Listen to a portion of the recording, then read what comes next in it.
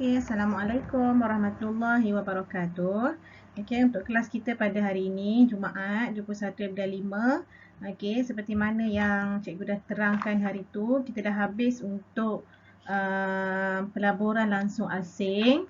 Kemudian kita akan pergi kepada 2.2 lah. Okey, 2.2 iaitu berkenaan dengan perdagangan antarabangsa.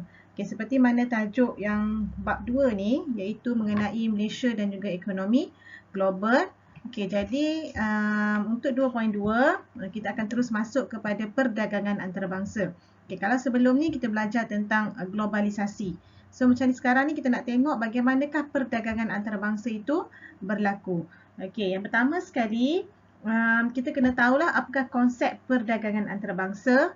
Kemudian kita kena tahu juga kepentingan kenapa perlunya perdagangan antarabangsa ni, terutamanya kepada ekonomi Malaysia lah. Kita nak fokus kepada ekonomi Malaysia sebab tajuk kita pun memang Malaysia. Kemudian selain daripada tu, kita akan tengok juga sekatan-sekatan, bentuk sekatan, kemudian apa kesan dia kepada perdagangan antarabangsa, kebaikan dan keburukannya apa. Sebab apa? Kita tahu mana-mana perkara pun mesti akan ada baik dan juga buruk dia sendiri.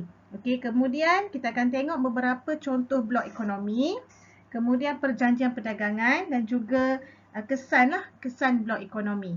Okey, jadi untuk hari ini kita akan tengok dua SP sahaja, standard pembelajaran, iaitu 2.2.1 iaitu mengenai faktor kewujudan. Kenapa wujudnya perdagangan antarabangsa ataupun PAB lah, cikgu ringkaskan sebagai PAB. Kemudian yang kedua, kepentingan perdagangan antarabangsa.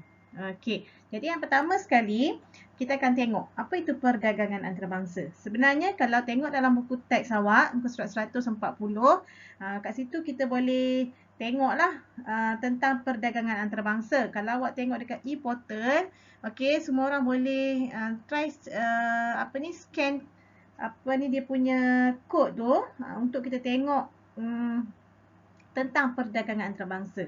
Sebenarnya disebabkan oleh globalisasi tadi yang kita dah belajar sebelum ni, sebab tu kita belajar tentang globalisasi dulu. Bila adanya globalisasi tadi, dia menyebabkan kemajuan lah dalam beberapa aspek. Contohnya aspek pengangkutan dan juga perhubungan. Di mana bila aspek-aspek seperti pengangkutan dan perhubungan tu semakin maju, secara automatik dia akan menggalakkan perdagangan antarabangsa. Di mana kita dah belajar tentang MNC.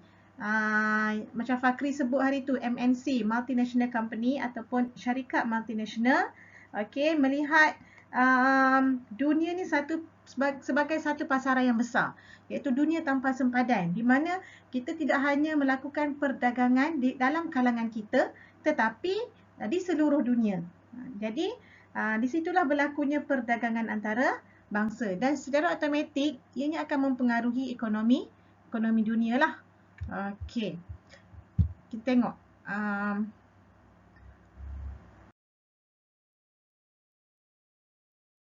perdagangan antarabangsa. Okey, perdagangan antarabangsa ni adalah urusan jual beli barang, okey, ataupun perkhidmatan lah antara sebuah negara tu dengan negara lain.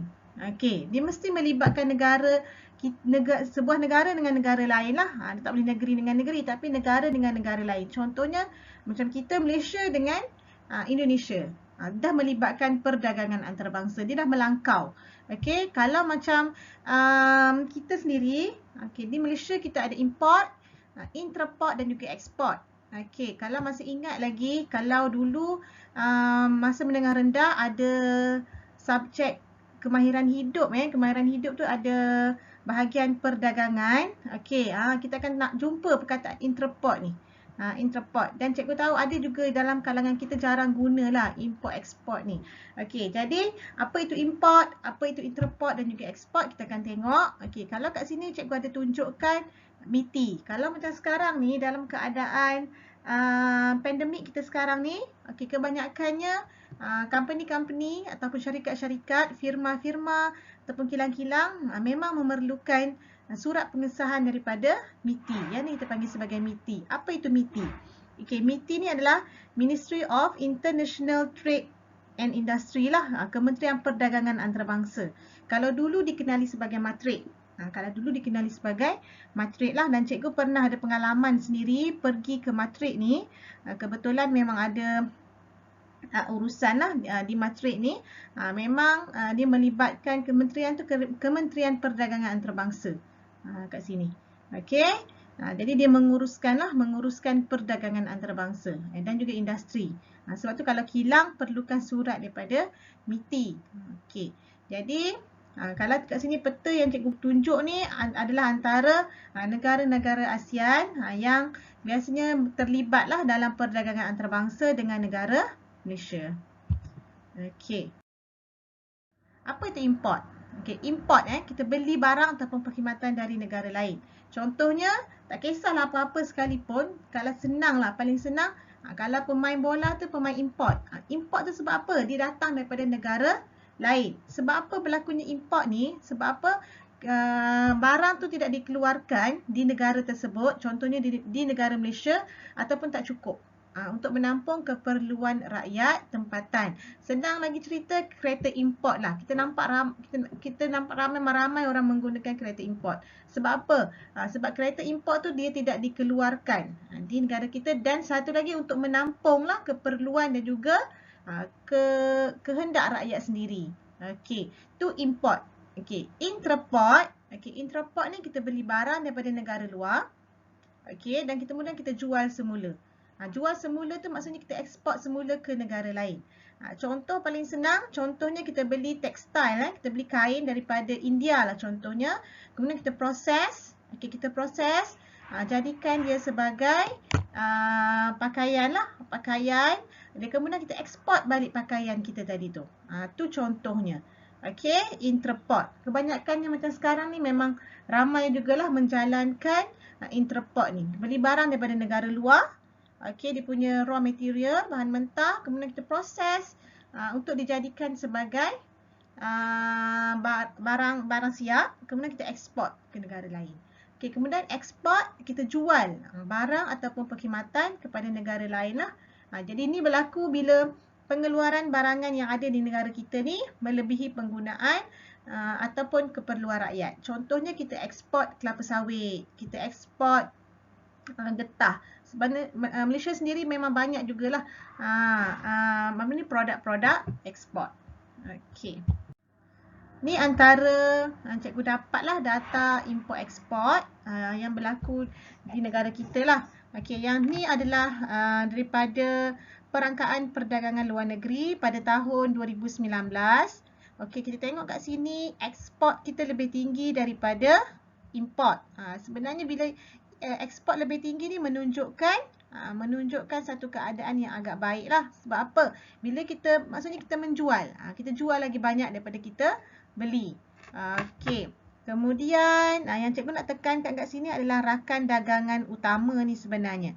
Okey, kalau kat sini, okey, ni negara ASEAN, kemudian China, Singapura dan juga Kesatuan Eropah lah. Ni antara rakan dagangan utama negara kita. Dan ini adalah produk utama menyumbang kepada peningkatan ekspor. Yang ni yang kita ekspor. Okey, kita banyak ekspor barangan elektrik dan juga elektronik. Okey, gas asli, petroleum, okey, getah yang cikgu sebut tadi, getah. Kemudian kita banyak juga dari segi produk hasil hutan lah, kayu dan juga hasil keluaran kayu. Ni antara produk-produk yang kita ekspor. Okey.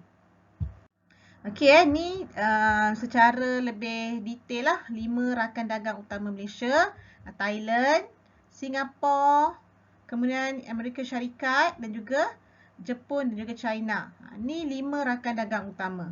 Ni antara yang memang kita perlu untuk menjalankan perdagangan antarabangsa, dan sekaligus bila kita menjalankan hubungan perdagangan antarabangsa tadi, salah satu dia untuk memenuhi keperluan rakyat kita. Okey, kenapa berlakunya PAB? Apa faktor dia? Apa faktor yang menyebabkan PAB? Sebab apa kita perlu beli barang daripada negara lain? Okey, sebab yang pertama, okey, kita tengok yang kat sini, disebabkan oleh sumber semula jadilah. Okey, sebab apa? Sumber semula jadi kita tak sama. antara sebuah negara dengan negara lain sangat berlainan. Sebab apa? Sebab Tuhan ataupun Allah dah jadikan bentuk muka bumi kita ni tak sama. Okey, kalau tengok globe yang cikgu tunjuk tadi first slide, kita punya globe tu memang ada yang kat atas, ada yang kat bawah. Ada yang negara yang sejuk, ada negara yang panas. Jadi itulah yang menyebabkan keadaan tu menyebabkan kita perlukan barang daripada negara luar. Negara luar pun perlukan barang daripada negara kita. Contohnya Malaysia lah. Okey, Malaysia ni memang dianugerahkan dengan biji timah. Okey. Kemudian kalau macam Brunei dengan petroleumnya, kalau dengan Afrika Selatan dengan emas, berlian. Jadi kita perlukan. Macam negara kita mungkin ada tapi tak mencukupi. Bila tak cukup tadi, tu yang jadi import. Okey, disebabkan oleh sumber semula jadilah. Okey, so negara yang kaya dengan sumber semula jadi, biasanya mereka akan ekspor sumber tersebut ke negara lain. Okay, yang kedua disebabkan oleh iklim dan juga jenis tanah. Okay, contohnya macam tadi yang cikgu sebut, ada negara yang memang dalam keadaan panas. Kemudian macam negara kita sendiri pun punya cuaca dia tak sama dengan Switzerland contohnya. Tak sama dengan Mekah contohnya. Tak sama. Iklim dan juga jenis tanah tadi. Contohnya kalau negara kita, kita memang kaya dengan tanah elektrik dan juga tanah gambut lah. Jadi kalau awak ingat lagi, kalau belajar geografi, sebab tu bila belajar ekonomi ni, dia melangkaui pelbagai aspek, pelbagai mata pelajaran. Yang awak belajar masa menengah rendah pun, awak kena kaitkan balik. Okey. Contohnya kalau tanah elektrik dan juga tanah gambut dekat Malaysia ni, ada sesuai untuk kelapa sawit lah. Okey, kemudian kalau untuk iklim Mediterranean, yang tu sesuai untuk apple, anggur. Macam negara kita tak sesuai. Boleh tanam anggur tapi tak cukup untuk kita memenuhi keperluan rakyat kita. Okey. Faktor yang ketiga disebabkan oleh tingkat kecekapan pengeluaran lah. Okey, sebab apa? Ada setengah negara, mereka mempunyai pengkhususan ataupun mereka memang cekap dalam mengeluarkan sesuatu barangan. Okey, disebabkan oleh apa? Kos faktor pengeluaran. Kalau masih ingat, kita ada 4 faktor pengeluaran. Antaranya faktor buruh lah. Faktor bila buruh, gaji. Jadi ni akan mempengaruhi. Contohnya, kalau macam Amerika Syarikat, mereka memang khusus dalam pengeluaran kapal terbang lah kat situ. Jadi kita perlu. Sebab macam contoh negara kita, kita tak cekap dalam aspek pengeluaran kapal terbang tadi. Jadi kat situlah kita perlu berlakunya perdagangan antarabangsa. Sebab apa? Ada setengah-setengah negara mereka mempunyai tingkat kecekapan pengeluaran yang baik lah. Okey. Kemudian kita disebabkan oleh budaya masyarakat. Budaya masyarakat yang berbeza lah. Ada setengah-setengah orang tu dia mempunyai kecenderungan yang berbeza. Di mana contohnya India budaya dia orang memang dia orang sukakan rempah ratus. Jadi kalau kat sini, jadi kita perlu jadi maksudnya budaya masyarakat tu. Jadi perbezaan budaya tu dia akan melibatkan kemahiran dan minat lah untuk keluarkan sesuatu barangan tadi. Kalau macam tadi yang cikgu bagi contoh India, jadi memang dia orang ni memang budaya masyarakat dia dari segi penggunaan rempah ratus tu memang dari segi tradisi budaya mereka memang kuat lah. Jadi sebab itulah orang kata kalau macam rempah ratus, kalau macam India memang baik, memang bagus. Okey. Kemudian disebabkan oleh harga faktor. Harga faktor ingat. Faktor apa? Kita tanya cikgu, faktor apa? Faktor pengeluaran lah. Okey, faktor pengeluaran, upah buruh, sewa tanah dan juga faedah modal akan mempengaruhi. Dia akan mempengaruhi. Okey, sebabnya untuk makluman kalau macam US dengan Jepun, dia orang punya barang modal mereka memang lebih murah lah, lebih murah. Okey. Okey, kalau kita tengok kalau macam China sendiri, dari segi harga faktor upah dia orang punya pekerja memang lagi murah kalau dekat China. Okey. Kemudian yang terakhir sekali disebabkan oleh citarasa pengguna lah. Sebab apa? Citarasa masyarakat kita ni memang berbeza-beza. Suka kita nak penuhi kehendak manusia. Okey, kehendak manusia. Jadi peniaga ni perlulah untuk mengimport pelbagai jenis barang daripada luar negara lah untuk memenuhi cita rasa pengguna. Okey. Jadi ni antara sebab kenapa berlakunya PAB. Okey. So semua sekali ada 6. Ada 6 sahaja. Okay. Kemudian kenapa pentingnya PAB? Okey, kalau awak rujuk buku teks muka surat 145, okey, ada 11. Tetapi sebenarnya 11 tu boleh dipecahkan kepada 3 aspek utama lah, iaitu dari segi pilihan. Kenapa pentingnya PAB ni? Sebabnya dari segi pilihan tadi. Kemudian dari segi persaingan dan last sekali dari segi pertumbuhan ekonomi. Okey, sebenarnya 11 yang ada dalam buku teks awak tu kita boleh pecahkan lah. Okey, contohnya yang pertama. Okey, kita nak dapatkan barangan yang tidak dikeluarkan dalam sesebuah negara. Dia masuk dalam apa? Dia akan masuk dalam pilihan lah. Maksudnya kat sini